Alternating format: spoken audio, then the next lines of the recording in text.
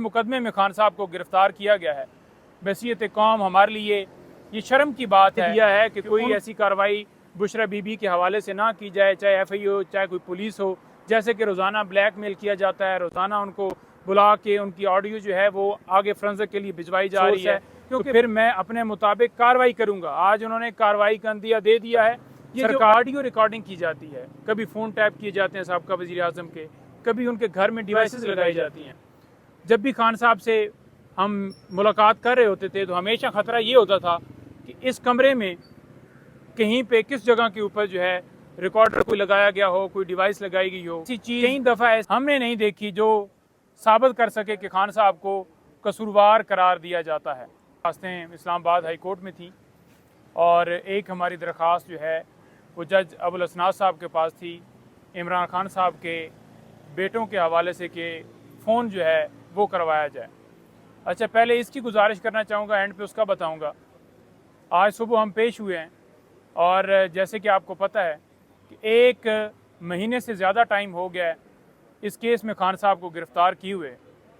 और पहले आपने देखा कि जज अबुल असनाद साहब के पास इसकी बेल जब फ़ाइल की गई तो कभी जज साहब छुट्टी पे, कभी वकील साहब जो हैं वो मसरूफ़ हैं, कभी किसी का पेट ख़राब है और कभी किसी को कोई मसला है।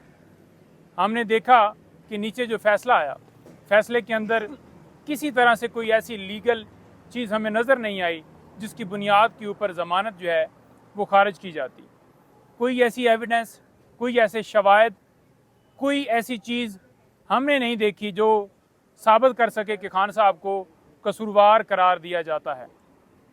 गुजारिश ये है कि जिस मुकदमे में खान साहब को गिरफ़्तार किया गया है, बहसीत कौम हमारे लिए ये शर्म की बात है कि उनको एक बाहर से मुल्क जो है वो धमकी देता है और हम उसकी ताबेदारी करते हुए मुल्क के वज़ीर आज़म को एक हटाते हैं ओहदे से और दूसरे नंबर पर जो है उसको जेल में डाल देते हैं। आपने देखा कि एक ये जाल बिछाया गया तोशाखाना केस में सज़ा दे के, और तरीके से आपने देखा कि उसके अंदर भी वाज़ह तौर पर सुप्रीम कोर्ट और हाई कोर्ट ने रिमार्क्स दिए कि कोई फ़ैसले के अंदर ऐसी जो है उजलत दिखाई गई है और लीगली तौर पर बहुत ज़्यादा गलतियाँ हैं। उसके बावजूद आप देख लें कि वो जो सज़ा थी सस्पेंड होने पे कितना टाइम लगा और आज भी चेयरमैन पीटीआई जेल में हैं। साइफर केस के ऊपर जो है वो ज़मानत की दरख्वास्त के ऊपर समाअत ही नहीं हो रही। आज इस्लामाबाद हाई कोर्ट में दरख्वास्त लगी हुई थी और हमने ये इस्तदा की कि 2-3 दिन के लिए इसको एडजर्न कर दिया जाए। कल भी आपको पता है कि क्वेश्चमेंट की दरख्वास्त लगी हुई है इस्लामाबाद हाई कोर्ट में, अगर उसके साथ फिक्स कर लिया जाता और कल ही सुन ली जाती। फिर ये गुजारिश थी कि चलें अगर कल नहीं सुनते परसों सुन लेते, उससे अगले दिन सुन लेते, लेकिन 1 हफ़्ते के लिए इस मामले को एडजर्न कर दिया गया और उसके ऊपर अभी तक डेट क्लियर नहीं हो रही कि मंडे के लिए है या ट्यूसडे के लिए है। कुछ ये बताया जा रहा है कि मंडे को कहा गया है और कुछ ये कहा जा रहा है कि अगले हफ्ते के लिए एडजर्न है। तो ये बिल्कुल आइन के मुतसादिम है और इंसाफ ना देना आइन की खिलाफ वर्जी है। खान साहब को इंसाफ नहीं दिया जा रहा, बार बार ये हम इस्तदा कर रहे हैं, इंसाफ दिया जाना चाहिए, लेकिन आपके सामने सारी चीज़ें हैं। दूसरे नंबर पर ये जो ऑडियो रिकॉर्डिंग की जाती है, कभी फ़ोन टैप किए जाते हैं साहब का वज़ीर आज़म के, कभी उनके घर में डिवाइसेस लगाई जाती हैं। जब भी खान साहब से हम मुलाकात कर रहे होते थे तो हमेशा ख़तरा ये होता था कि इस कमरे में कहीं पे किस जगह के ऊपर जो है रिकॉर्डर कोई लगाया गया हो, कोई डिवाइस लगाई गई हो। कई दफ़ा ऐसी डिवाइसेस वहाँ से पकड़ी गई जो कि हमें बाद में पता चली कि ये कब से कोई जो है हमारा प्लान जो है लेने के लिए और रिकॉर्डिंग करने के लिए, फिर वो रिकॉर्डिंग्स यूज़ की जाती हैं, मीडिया के ऊपर चलाई जाती हैं, टीवी चैनल्स के ऊपर चलाई जाती हैं। यहाँ पर पैमरा भी खामोश है। यहाँ पर जो अदालत के अंदर सरकार जो है वो रिपोर्ट जो उन्होंने मुख्तलिफ डिपार्टमेंट्स ने जमा करवाई, किसी तरह से उन्होंने ये ग्राउंड नहीं दी कि लीगली तौर पर इस कानून के तहत हम रिकॉर्डिंग करते हैं, ये लॉ है, ये सोर्स है, इसने रिकॉर्डिंग की। कोई उनके पास जवाब नहीं था। आज एक तो अदालत ने उसके ऊपर स्टे दे दिया है कि कोई ऐसी कार्रवाई बुशरा बीबी के हवाले से ना की जाए, चाहे एफआई हो चाहे कोई पुलिस हो। जैसे कि रोज़ाना ब्लैकमेल किया जाता है, रोज़ाना उनको बुला के उनकी ऑडियो जो है वो आगे फ्रेंसिक के लिए भिजवाई जा रही है।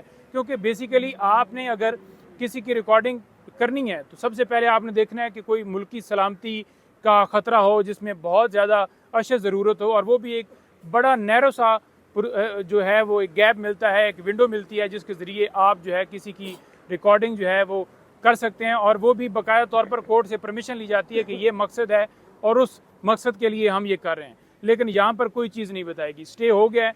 और दूसरे नंबर पर आखिरी मौका दिया गया है सरकार को कि जनाब आप ठीक तरीके से जवाब दें।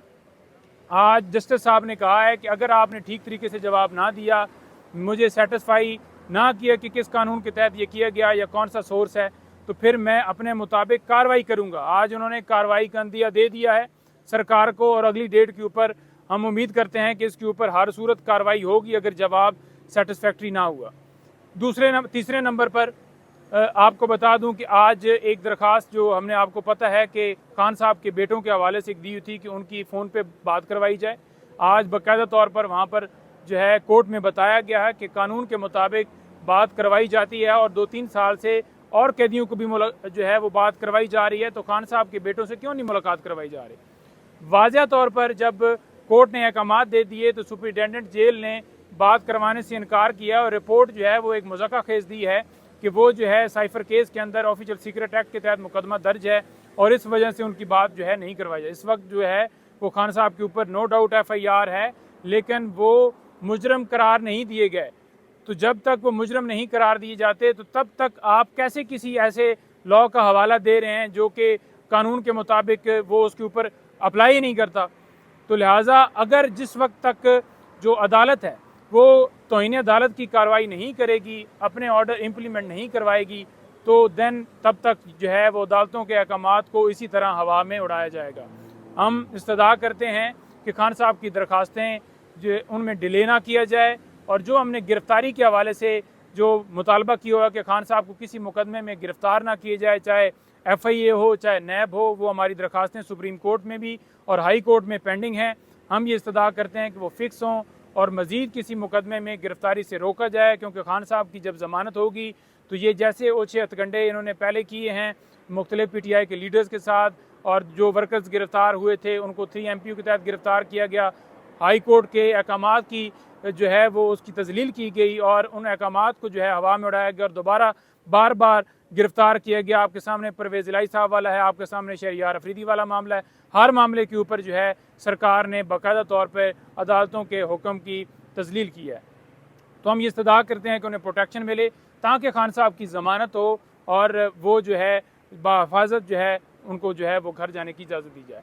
नईम साहब ये बताइएगा, जिस तरह चीफ जस्टिस ऑफ पाकिस्तान काजी ईसा साहब आ गए, तो आप क्या समझते हैं जो अदालतों की तौहीन हो रही है, उनका हुक्म नहीं माना जा रहा, तो क्या उनके फैसलों से वो कुछ एक्शन लेंगे? देखिए, मैं ये समझता हूँ कि चीफ जस्टिस साहब जो आए हैं, बड़ा वेलकम हम उनको करते हैं, और उनके ऊपर बड़ा इम्तिहान है कि मुख्तलिफ दरख्वास्तें सुप्रीम कोर्ट में पेंडिंग हैं, उनके ऊपर जो है फ़ैसला फ़ौरन आना चाहिए। जैसे कि सिविलियन का मिलिट्री ट्रायल, उस हवाले से दरख्वास्त पेंडिंग है, और इलेक्शन 90 डेज़ के अंदर प्रैक्टिस एंड प्रोसीजर बिल वाला मामला पेंडिंग है, और उसके साथ साथ फंडामेंटल राइट्स की जो वोलेशन हो रही है, जो लोग अगवा हो रहे हैं, जो लोग जो हैं उठाए जाते हैं और उनका पता ही नहीं चलता, जो लोग बेगुनाह जेलों में पड़े हुए हैं, ये तमाम जो दरख्वास्तें हैं सुप्रीम कोर्ट में पेंडिंग हैं। इनके ऊपर जो है बोल्ड डिसीजन देना चाहिए, स्टैंड लेना चाहिए।